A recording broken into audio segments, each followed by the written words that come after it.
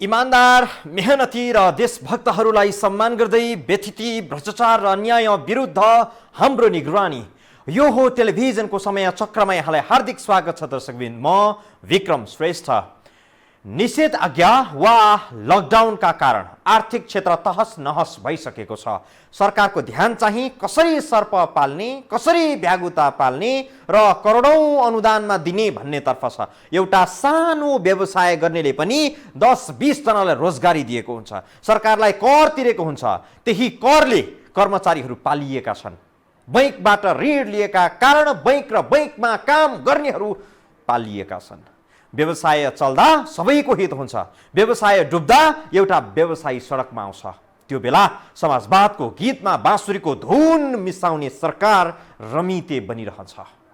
यी हुन् काठमाडौँ शोभा भगवती स्थित ग्राभिटी डेनिम नामक गार्मेन्ट उद्योगका सञ्चालक नवराज गौतम। लकडाउन अघि गौतमको उद्योगमा करिब 40 जना कामदार थिए। अर्को शब्दमा भन्नुपर्दा गौतमको व्यवसायका कारण 40 परिवारको चुल्हो बल्थ्यो। बेच्न पाएको भए पो कामदारलाई हरेक सुविधा दिन सकिन्थ्यो, जुन पहिला दिइरहेको सुविधा दिन सकेको छैन। उनीहरूको दैनिकी चुलो बाल्न पनि हामीलाई धाउधाउ परिरहेछ। हामीले त आफ्नो चुलो मात्र होइन, हामीले त अरू 10-15 जना 20-30 जना नेपाली दाजुभाइ दिदीबहिनीको अहिले पनि चुलो बालिरहेका छौँ। हिजोको दिनमा 50-60 जनाको चुलो बाल्ने काम गरेको थियौँ। 6 महिनाको लकडाउनले स्थिति बिल्कुल बदलिएको छ। 40 युवाले काम पाइरहेको यो सानो उद्योगमा अहिले 15 जना जति कामदार छन्। महिनामा 1000 देखि 1200 सम्म थान तयारी पोसाकका गौतमको उद्योगले उत्पादन गर्थ्यो, जुन महिनौदेखि बन्द भएको छ। केही दिन यता मर्नु भन्दा बौलाउनु निको भने झैं कतिपय कुराहरू परवाह नगरी गौतमले केही कामदार राखेर उद्योग सुचारू गरेका छन्। लकडाउनकै कारण गौतम व्यवसाय छाड्ने कि सञ्चालन गर्ने भन्ने उद्धारमा पुगिसकेका छन्। घर भाडा र बैंकको ब्याज तिर्ने गौतमसँग अहिले कुनै उपाय छैन। 6 महिनाको बैंकको ब्याज, घर भाडा र केही कर्मचारी 6 महिनादेखि पाल्नु पर्दा गौतमको आर्थिक मेरुदण्ड भाँचिसकेको छ। गौतमको यो उद्योगले वर्षमा कम्तीमा पनि 12,000 थान तयारी पोसाक उत्पादन गर्थ्यो। सरकारलाई वार्षिक 81,000 भन्दा बढी कर पनि तिर्थ्यो। 40 मानिसलाई रोजगारी पनि दिन्थ्यो। यस बापत सरकारले न विगतमा न वर्तमानमा कुनै सहयोग वा राहत दिएको छैन। एक त हामीले हाम्रो प्रोडक्ट बेच्न पनि सकेको छैनौँ, प्लस हामीलाई घरबेटीले भाडा पनि छोडेको छैन, प्लस ब्याङ्कले ब्याज पनि छोडेको छैन। सरकारले त भनिदिन्छन् जनतालाई दुःख पर्दाखेरि हामी हेर्छौँ भन्छन्, ल तपाईँहरूलाई राहत स्वरूप भाडा मिना हामीले गराउँछौँ भन्छन्। त्यो चाहिँ एउटा सरकारको भनौँ न कार्यान्वयनमा आउन सकेको छैन। यो सरकारले जुन हिसाबले जनतालाई भाडामा हामी राहत दिलाउँछौँ भन्ने कुराहरू आयो, यो पनि दिलाउनु पर्यो होइन। अलिकति हामीलाई सरकारले अहिलेसम्म हेरेको हामीले पाएनौँ, किनभने हामीलाई कुनै पक्षबाट न भाडा छुट्छ न ब्याज छुट्छ। हामी त एकदम धेरै मर्कामा छौँ। अहिले व्यवसायी गौतम चरम आर्थिक सङ्कटमा फसिसकेका छन्। सरकारबाट केही राहत पाइन्थ्यो कि भन्ने आशा पनि छ, तर रेडियो टिभीमा सरकारले आफ्ना दलका नेताहरू खुसी पार्न सर्प पाल्ने बहानामा 72 करोड बाँड्यो रे भन्ने खबर सुन्दा उनको मन अमिलो भएको छ होइन। अब सरकारले अहिले 72 करोड चाहिँ त्यस्तो फाउन्डेसनलाई दिएर गर्नुभन्दा पनि कसरी हुन्छ जनतालाई अहिलेको स्थितिमा यस्तो भनौँ न कोरोनाको महामारीमा कसरी हुन्छ जनतालाई टिकाउने, जनतालाई हामी भोको बस्न दिँदैनौँ भन्ने जुन पनि हामीले सुन्न पायौँ, त्यो कुराहरूलाई ध्यानमा राखेर यी सबै कुराहरू पछि गर्दा पनि हुनुपर्ने हो। पहिला देशको अर्थतन्त्रदेखि लिएर हरेक व्यवसायीहरूलाई टिकाउँ भनेर सरकार लाग्नुपर्ने ठाउँमा यो चाहिँ म चाहिँ बिल्कुलै हामी जनतालाई चाहिँ यो चाहिँ एकदमै नसोचेको काम भयो जस्तो लाग्छ सरकारको तर्फबाट। जसलाई यो देशमा कुनै राहत चाहिएकै छैन उसैलाई खुसी पार्नकै लागि 72 करोड रुपैयाँ बाँडिरहेको छ सरकार। व्यवसायी गौतमलाई लाग्छ त्यस्ता 72 करोड कतिले पाए होलान्। सरकारसँग भएको पैसा टाठा बाठाले कागज मिलाएर धेरैले खाइरहेकै होलान्। एउटा मेसिन किन्दा त 70 करोड कमिसन मागिने देशमा यस्ता काण्ड त कति होलान् कति। गौतम आफूले तिरेको कर पनि त्यही 72 करोडमा मिसिएको ठान्छन्। अब हामीले कारोबार गर्छौँ, हरेक ठाउँबाट हाम्रो व्यवसायिक कर हामीले बुझाएको छौँ। अस्ति भर्खर पनि हामीले बुझायौँ, सरकारलाई कर पनि बुझायौँ। हेर्नुहोस्, गौतम जस्तै हजारौं व्यवसायी अहिले टाउकोमा हात राखेर आफ्नो कस्तो व्यवस्था भएको देशमा जन्म लिएछ भनेर पश्चाताप गरिरहेका छन्। राजनीतिलाई पेसा बनाएका, आफ्नै उद्योग भन्दा पनि परजीवी व्यवहारमा बानी परेकाहरूका लागि करोडका करोड छुट्याउने सरकारले घर भाडा र बैंकको ब्याज मात्रै छुट गराइदिए हुन्थ्यो भन्छन् गौतम। कोरोना नसर्ने गरी आवश्यक सबै प्रबन्ध गर्ने उनको बाचा छ। 3 सरल उपाय अपनाउँदा कोरोना सर्दैन भने ती 3 उपाय अपनाउने ग्यारेन्टी गर्नेले आफ्नो व्यवसाय चलाउनु पाउनु पर्ने उनको तर्क छ। यी एक व्यवसायीको मात्रै कुरा छैन यहाँ दर्शकवृन्द। यस्ता धेरै व्यवसायी छन् जो अबको दिन कसरी बाँच्ने, कसरी व्यवसाय चलाउने भन्नेमा चिन्तित बनिरहेका छन्। एउटा व्यवसायी सफल हुँदा अरू 40 जनाको घरमा चुलो बल्थ्यो। एक व्यवसायी डुब्दा धेरै व्यक्ति बेरोजगार हुन पुग्छन्। वर्षमा 12,000 थान तयारी पोसाक स्वदेशमै उत्पादन गर्ने व्यवसायीहरूलाई त सरकारले खोज्दै सम्मान गर्नुपर्ने हो। स्वदेशी उत्पादनलाई प्रवर्धन गर्नुपर्छ भनेर भाषण गर्नेहरूको नाडीमा राडो, खुट्टामा रिबोक, आँखामा रेवन र हातमा आइफोन त हुन्छ। व्यवहारबाटै स्वदेशीमा भन्दा विदेशीमा प्रेम देखाउनेहरूको हातमा डाडु पन्यु पुगेकै छ। कहिले काहीँ त लाग्छ बेकाइनो रोपेर बयरको आशा गरियो कि। त प्रसङ्ग सहित आउँछौँ यो ब्रेकपछि दर्शकवृन्द। उद्योगमा र घर घरमा समस्याका छुट्टै लामा कथाहरू तयार भएर बसेका छन्, अझै तयार हुँदैछन्। सधैँ राइट म्यान राइट प्लेस हुनुपर्छ भनियो। पढेका विद्वान व्यक्तिलाई अर्थ मन्त्रालय दिँदाको अवस्थामा देश जस्तो दुर्गतिमा थियो, उनको 2.5 वर्ष शासन सकिँदा पनि त्यस्तै अवस्थामा रह्यो। राइट म्यान राइट प्लेस हुँदा पनि सबै राम्रो हुन्छ भन्ने लगभग सर्वस्वीकार्य मान्यतालाई अर्थमन्त्री युवराज खतिवडाले गलत प्रमाणित गरेर बिदा भए। उनी आउँदा जस्तो थियो देशको अर्थतन्त्र, उनी जाँदा पनि त्यस्तै रह्यो, अझ भनौँ त्योभन्दा खराब रह्यो। तयारी पोसाकमा डुबेका उद्यमीका कथा व्यथाको थप प्रसङ्ग यो रिपोर्टमा। कोरोना भाइरस नियन्त्रणका नाममा गरिएको लकडाउन र अहिले गरिएको निषेधाज्ञाका कारण धेरै तयारी पोसाक उद्योग बन्द हुने अवस्थामा पुगेका छन्। केही उद्योगहरू जेनातेना सञ्चालनमा रहे पनि कतिपय उद्योगका सञ्चालकहरू धान्नै नसक्ने स्थिति आएपछि उद्योग नै बेच्ने अवस्थामा पुगेका छन्। अहिले काठमाडौँको नयाँ बजार क्षेत्रमा पुग्ने हो भने धेरै गार्मेन्ट उद्योगले टु लेट लेखेर सूचना टाँसेको देख्न सकिन्छ। उद्योग सञ्चालकहरूले निषेधाज्ञाकै अवस्थामा पनि उत्पादन गर्न चाहन्छन्, तर आवश्यक कच्चा पदार्थ र उत्पादन बिक्री गर्ने बजार बन्द भएपछि उद्योग चलाउने वातावरण बिथोलिएको छ। उद्योग बन्द हुने अवस्था आएपछि उद्योगीको मात्रै अवस्था दयनीय भएको छैन, सँगै कामदारहरूको अवस्था पनि दयनीय भएको छ। एउटा उद्योगमा 50 जनासम्मले रोजगारी पाएका थिए, अर्थात् एउटा सामान्य गार्मेन्ट उद्योगले 40 देखि 50 परिवारको चुलो बाल्न मद्दत गर्दै आएका थिए। तर लकडाउनले गर्दा उद्योगमा काम गर्ने मजदुरहरूको पनि बिचल्ली भएको छ। गार्मेन्ट उद्योगमा काम गर्ने अधिकांशको रोजीरोटी खोसिएको छ। कतिपयले अझै पनि काम गर्दै आएका छन्, तर उनीहरूले पनि नियमित तलब पाउन सकेका छैनन्। लकडाउन भएर त अब काम भएको छैन, काम अलिअलि भए पनि अब दाम पाइए छैन होइन। एकदम नाजुक अवस्था छ। मेरो फ्यामिली पनि डल्लुमै बस्ने हो। अब के रुम भाडा सुधा तिर्न पाइए छैन काम गरेर भनौँ न। यो काम गरेको नगरेको केही महत्त्वै छैन क्या। अब यतिकै हल्लेर टाइम पास गरे जस्तो भइरहेको छ अहिले भनौँ न। अब काम गरेको पनि मार्केटमा गएको छ, मार्केटमा बेच्नु पाएको, साउदी पनि ल्याएर पैसा दिने हो होइन। त्यो पैसा पनि एकदम गाह्रो अवस्था भइरहेको भनौँ। भाडा तिर्न त धेरै गाह्रो छ। अब खाना त समस्या पर्न थालिसक्यो होइन। अब भन्ने बित्तिकै पैसा हुँदैन, अब त्यस्तै धेरै गाह्रो नै छ। सरकारले निषेधाज्ञालाई अन्त्य गरी सुरक्षित रूपमा काम गर्ने र नियमित तलब आउने वातावरण बनाइदिनुपर्ने गार्मेन्टमा कार्यरत मजदुरहरूको भनाइ छ। गरी खानु बाटो दिन पर्यो नि त होइन। सधैँ यसरी रुममा बसेर नि भएन। कोठा भाडा तिर्ने कसरी, खाने कसरी, धेरै गाह्रो छ नि त। अब सरकारले नि हेरिदिनु पर्यो, त्यही हो।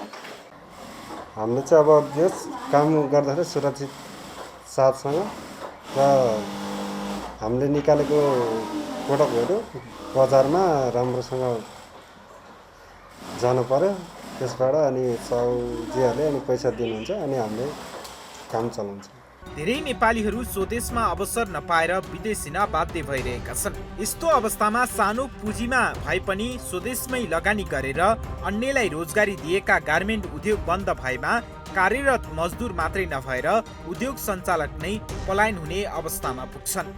यसरी कोभिड भयो, सबैलाई गाह्रो पर्यो, तर सरकारको एउटा अलिकति ठेट र एउटा स्ट्रङ खालको निर्णय नीति नहुनाले हामी चाहिँ एकदम मारमा परेका छौँ। अब यही स्थितिलाई अगाडि बढाउँदै लैजाने हो भने अबको यो 2-4 वर्षमा फेरि पनि आर्थिक क्राइसिस भएर सबैजना खाडी जानलाई सायद टाइम नलाग्ला भन्छु म चाहिँ। सँगसँगै अब हामी 3-4 जना युवा साथी मिलेर एउटा केही काम गरौँ भनेर हामी लागेपछि के विदेश जाने होइन, आफ्नै देशमा एउटा रोजगारीमूलक काम गरौँ, हामी एउटा घरेलु उद्योग खोलौँ। हामीले उद्योग खोल्यौँ भने हामीले 40-50 जना युवालाई रोजगारी दिन सकिन्छ भनेर जुन हाम्रो मनोबल हिसाबले हामीले काम गऱ्यौँ, अहिले यो लकडाउनले गर्दाखेरि हामीलाई त एकदम गाह्रो अवस्थामा पुर्यायो। गार्मेन्ट उद्योगमा काम गर्नेहरूले न्यूनतम 10,000 देखि 25,000 रुपियाँसम्म मासिक तलब पाउने गरेको सञ्चालकहरू बताउँछन्। सजिलो र बसी गर्न मिल्ने भएकाले धेरै उद्योगमा महिला कामदार पनि उल्लेखीय छन्। तर स्थिति हेर्दा हेर्दै अत्यास लाग्दो बन्दै गएको छ। धेरै जसो उद्योगहरू सङ्कटमा फँसेका छन्। यस्तो बेला राहत र सहुलियत दिनुपर्ने सरकारले उल्टै कर तिर्न ताकेता गरिरहेको छ। राष्ट्र ब्याङ्कले त कर तिराउनकै लागि 3 दिनका लागि ब्याङ्क तथा वित्तीय संस्थाका शाखाहरू अनिवार्य खोल्न उर्दिनै जारी गरिसकेको छ। यस्तो अवस्थामा सरकारले के भन्यो भने कसरी हुन्छ, खोजेर हुन्छ, ऐँचो पैँचो गरेर हुन्छ, ऋण गरेर हुन्छ भनेर कर बुझाउने एउटा हामीलाई आदेश आयो। त्यो आदेश अनुसार हामीले कर पनि बुझायौँ है, हामीले उद्योग सम्बन्धी कर बुझायौँ। कर बुझाउँदा पनि हामीले कुनै माध्यमबाट हामीले केही राहत पाएको छैन। सरकारले व्यवसायलाई बचाउन सके मात्रै आगामी दिनमा कर उठाउन सजिलो होला। तर व्यवसाय नै पलायन भयो भने कर कहाँबाट उठ्ला, यसतर्फ सरकारको ध्यान गएको देखिँदैन। विगतमा भविष्यको ठोस योजना थिएन, भएका योजना पनि प्रक्रिया पूरा गर्नका लागि तयार पारिएका थिए। अब आयो वर्तमानको पालो। वर्तमानमा पनि ठोस योजना छैन। सरकार छैन भनौँ भने जताततै सरकार छ। सरकार छ भन्ने हो भने युवा भनिएका र वृद्ध भनिएका मन्त्रीहरूको सुर ताल र साजसज्जा उस्तै छ। बोलीमा समाजवाद छ, अवसर परिवार बाहेकले पाउँदैनन्। राज्यको स्रोत साधन तिनैले पाउँछन् जसले माथिसम्म पहुँच राख्न सक्छन्। दर्शकवृन्द, आउँछौँ यो ब्रेकपछि। नेपाल जत्रै आकारको बङ्गलादेशले 36 अर्ब डलरको तयारी पोसाक बिक्री गर्छ। अरू देशलाई 4,500 भन्दा बढी तयारी पोसाक उद्योगीहरू छन्। उद्योगका लागि गर्नुपर्ने जति त्यहाँको सरकारले गरिरहेको छ। हामी गरिब देशका नेपाली भने महिनाकै 2 अर्बको विदेशी कपडा किन्छौँ र लगाउँछौँ, पहिरिन्छौँ। यसो गर्न पनि हामी नागरिकलाई मात्रै होइन, सरकारलाई समेत केही लाज लाग्दैन। विदेशी कपडा किनेर लाज छोप्ने कि आफै उत्पादन गरेर आत्मनिर्भर बन्ने? यसकारण अब लाजको पनि परिभाषा फेरिनुपर्छ होला। नेपालमा सरकारी लगानीकै हेटौडा कपडा उद्योग थियो, बाँसबारी छाला जुत्ता कारखाना थियो, रघुपति जुट मिल थियो, भ्रिकुटी कागज उद्योग थियो। यस्ता धेरै उद्योग कल कारखाना थिए। भएका उद्योग कल कारखाना बन्द गरेर हामीले राजनैतिक दल खोल्यौँ। दक्ष कामदार उत्पादन गर्ने ठाउँमा ढुङ्गा हान्ने, टायर बाल्ने कार्यकर्ता उत्पादन गर्यौँ। कपडा, जुत्ता, जुट, कागजको ठाउँमा हडताल, डाँडा जुलुस उत्पादन गरिरह्यौँ। भएका उद्योग बन्द गरियो, नयाँ खोल्ने नाम लिइएन। अमेरिकाले कोटा प्रणाली खारेज भएपछि त नेपालमा खुलेका धेरै तयारी पोसाक उद्योगहरू धमाधम बन्द हुन थाले। नेपाली उद्योगले प्रतिस्पर्धी क्षमता गुमाउँदै गए। बङ्गलादेशले वर्षमा 40-50 अर्बको तयारी पोसाक उत्पादन गरेर बिक्री गर्छ। उस्तै क्षेत्रफल र उस्तै आर्थिक अवस्थाको हाम्रो देशले वार्षिक अर्बौंको तयारी पोसाक विदेशबाट आयात हुन्छ। विदेशी हातले बुनेका टलक्क टल्किने कपडाले हामी नेपालीको दशैं धानिन्छ। अरू चाड पर्व, विवाह, व्रतबन्ध थेगिन्छ। स्वदेशी उद्योगमा उत्पादन भएका कपडाहरूले भारत, चीन, बङ्गलादेश जस्ता ठूला देशका जायन्ट उद्योगसँग कम्तीमा नेपालका विद्यालय, सरकारी कार्यालयहरू, सेना, प्रहरीका लागि आवश्यक पर्ने कपडा स्वदेशी नै प्रयोग गर्नुपर्ने बाध्यकारी नियम मात्रै लागू गर्ने हो भने स्वदेशी उद्योगहरूका लागि केही राहत हुन्छ।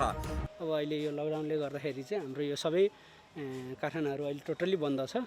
अब मार्केटको कुनै निश्चित नै छैन, कहिले खुल्छ के खुल्छ यसको कुनै पनि ग्यारेन्टी छैन। अब अहिले बनाएर हाम्रो फेरि सिजन वाइज हुन्छ हरेक कामहरू। जस्तो गर्मीको अहिले हामीले गर्मीको सामान बनायौँ भने अब जाडोको बनाउँदा पनि जाडोमा खुल्ने नखुल्ने कुनै निश्चित छैन। त्यो हुनाले अब अन्यल मार्केट छ। सामान बनाएर स्टक राख्दा पनि अब हामीलाई गाह्रो। एक त इकोनोमिक क्राइसिस भइसक्यो हामीलाई, अर्को कुरो ब्याङ्कले पनि अब ब्याजहरूको लागि पनि हामीलाई कुनै पनि सोचेको छैन। अब घरबेटीले पनि भाडाको लागि कुनै पनि त्यस्तो सहुलियतहरू केही गरेको छैन। त्यो हुनाले अब हाम्रो पहिला 20-25 जना स्टाफहरू हुन्थे, काम गर्ने मान्छेहरू हुन्थे, अहिले कोही पनि छैनन्। डाक्टर बाबुराम भट्टराई प्रधानमन्त्री भएको बेला उनी नेपालमै बनेको 10-20 लाखको मुस्ताङ म्याक्स चढ्दा उनका सचिवहरूले 2 करोड भन्दा महँगा विलासी मोटर चढ्थे। भट्टराईले कर्मचारी सेना प्रहरीका लागि चाहिने कपडा स्वदेशी नै प्रयोग गर्ने कार्यक्रम पनि अघि सारेका थिए, तर त्यो लागू हुन सकेन। नेपाली उद्योगका लागि विद्युत कर आदिमा सहुलियत, नयाँ उद्योगका लागि अनुदान आदि लिएर स्वदेशी उद्यमलाई सरकारले प्रोत्साहन दिनुपर्छ। उद्योगहरूमा काम गर्ने कामदारहरूको हक हित सुनिश्चित गरिनुपर्छ। उद्योगमा बन्द हडताल गर्न निषेध गरिनुपर्छ। तयारी पोसाक निर्यातमा बङ्गलादेश विश्वको अग्रणी मुलुकमा गणना हुन थालेको छ। बङ्गलादेश जस्तो सफलता कसरी प्राप्त गर्यो त भनेर हेर्दा पनि यही देखिन्छ। उद्योगहरूमा काम गर्ने, राम्रो उत्पादन गर्ने, कम लागतमा धेरै उत्पादन गर्न भइरहेको संरचनामा धेरै सुधार गर्नुपर्ने हुन्छ। एक व्यक्तिलाई 25 वर्ष पढाएर सैद्धान्तिक विषयको डिग्री दिलाउँदा पनि रोजगारीको ग्यारेन्टी हुँदैन। सरकारले कस्तो शिक्षा दिने र कस्ता जनशक्ति उत्पादन गर्ने भन्ने विषयमा पनि पुनर्विचार गर्नुपर्ने देखिन्छ। सैद्धान्तिक विषयका पण्डितहरू भन्दा दक्ष, अर्धदक्ष प्राविधिकहरूको भूमिका महत्त्वपूर्ण हुन्छ भन्ने त यसपटकको कोरोना महामारीबाट पनि पुष्टि भइसकेको छ। अहिले हातमा 4 वटा डिग्री भएका होइन, 15 महिनाको CMA गरेका प्राविधिकहरू यो महामारीको अग्रमोर्चामा खटिएका छन्। देशलाई सबैभन्दा बढी खाँचो प्राविधिक र व्यावहारिक सिप जानेका मान्छेकै पर्दो रहेछ भन्ने पनि देखिएको छ। अमेरिकाले नेपाली तयारी पोसाकमा दिएको भन्सार छुट कायम रहँदासम्म बहुराष्ट्रिय कम्पनीले गार्मेन्ट उद्योगमा लगानी गरे। अमेरिकी छुट सकिएपछि ती उद्योग पनि बन्द भए। छुट दिने भनेको केही समयका लागि मात्रै हुन्छ, सधैँका लागि होइन। त्यसपछि त आफै प्रतिस्पर्धी भएर अगाडि आउन सक्नुपर्छ। नेपाली गार्मेन्ट उद्योगहरू अहिले 50-60 वटामा सीमित भएका छन्। यस्तो किन भयो? यसमा सरकारले खोजी गरोस्, आवश्यक नीति र कार्यक्रम ल्याओस्, कपडा लगाउँदैमा लाज ढाकिन्न भन्ने मान्यताको विकास गरियोस्। दर्शकवृन्द, समय चक्रका साथै यस टेलिभिजनका सम्पूर्ण समाचार बुलेटिन कार्यक्रमहरू यो हो टेलिभिजन.com, यो हो खबर.com, युट्युब र फेसबुकमा पनि पढ्न र हेर्न सक्नुहुनेछ। मोबाइलमा यो टिभी एप डाउनलोड गरी हामीलाई प्रत्यक्ष हेर्न सक्नुहुन्छ। समय चक्रको आजको प्रस्तुति सकियो। बिदा दिनुहोस्। नमस्कार।